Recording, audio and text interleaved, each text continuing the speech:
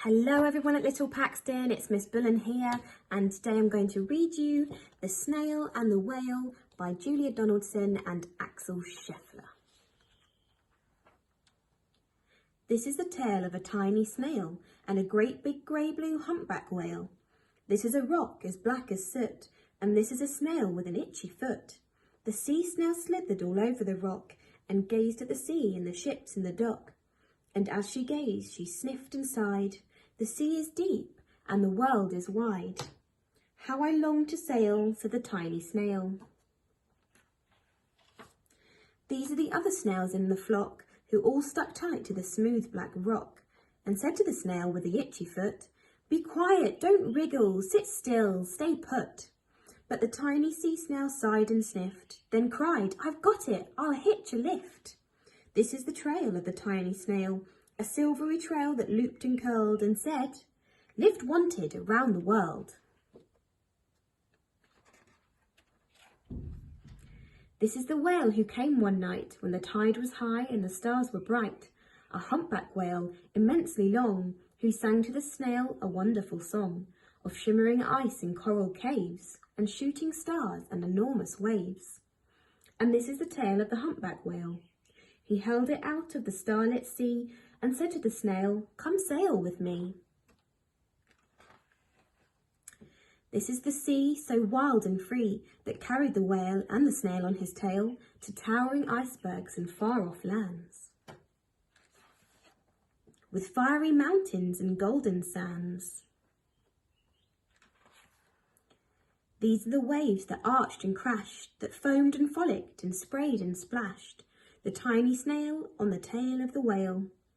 These are the caves beneath the waves, where stripy fish with feathery fins and sharks with hideous toothy grins swam round the whale and the tail on his the snail on his tail.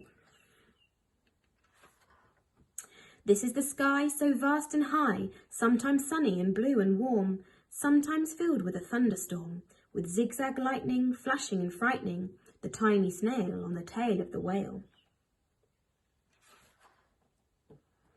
And she gazed at the sky, the sea, the land, the waves and the caves and the golden sand. She gazed and gazed, amazed by it all. She said to the whale, "I feel so small."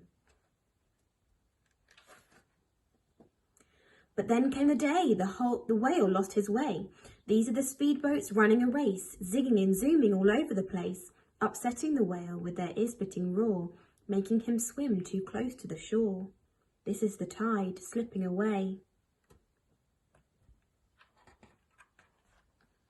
And this is the whale lying beached in a bay.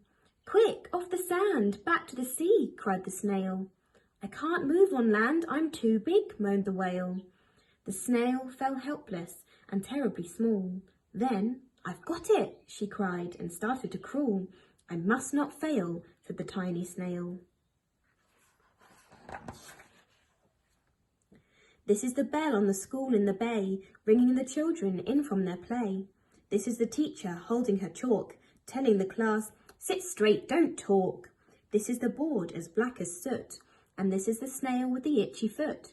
"A snail, a snail!" The teacher turns pale. "Look," say the children, "it's leaving a trail."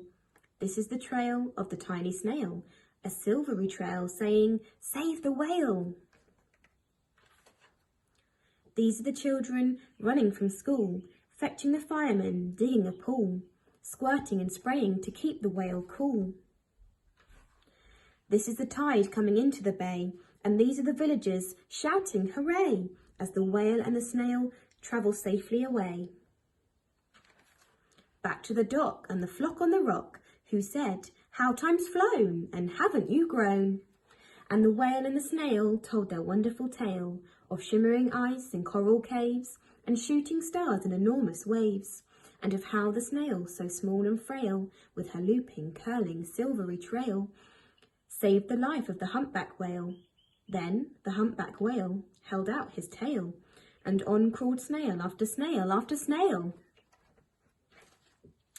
And they sang to the sea as they all set sail on the tail of the grey-blue humpback whale. There you go. That was The Snail and the Whale. Hope you all enjoyed.